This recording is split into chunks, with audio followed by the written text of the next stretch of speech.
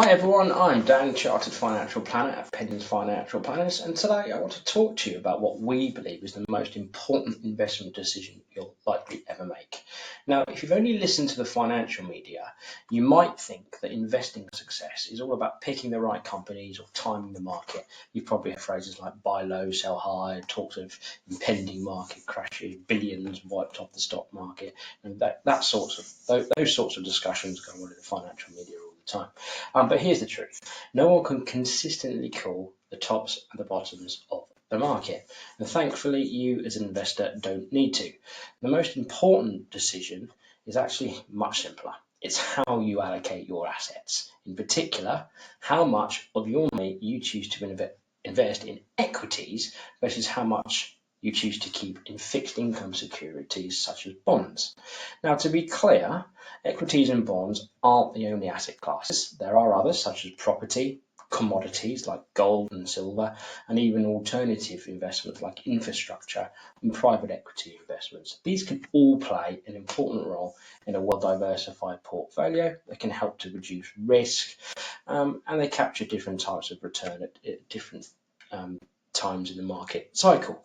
But for most investors, the core of their portfolio and the biggest driver of long-term outcomes for their portfolios is the mix that they choose between equities and bonds. So that's why in this video, I'm going to focus primarily on equities and bonds.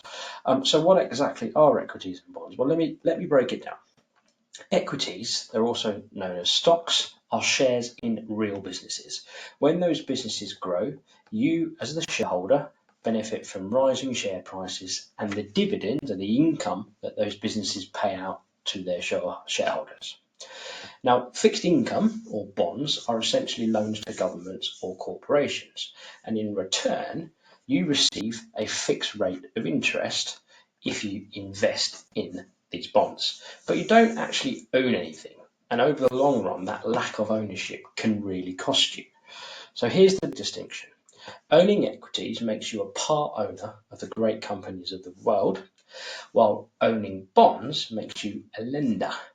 And when it comes to building wealth and beating inflation, the silent dragon that steadily eats away your money, then equity ownership wins hands down.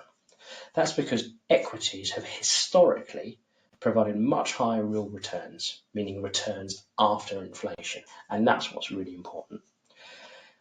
But, and this is also very, very important, higher returns associated with equities come with a price, and that price is volatility. Equity prices move up and down, sometimes quite sharply, and often more sharply than bonds do.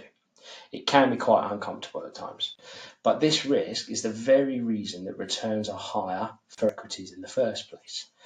So really the real question becomes, what's the right mix for you personally? And that depends on your goals, your tolerance for ups and downs, and how much return you actually need to meet your objectives in life. There's no one-size-fits-all approach, and it really is an individual decision.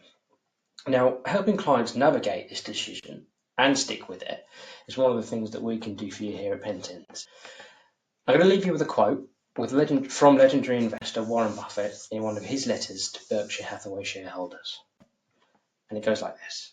Productive assets, such as farms, real estate, and yes, business ownership, produce wealth, lots of it.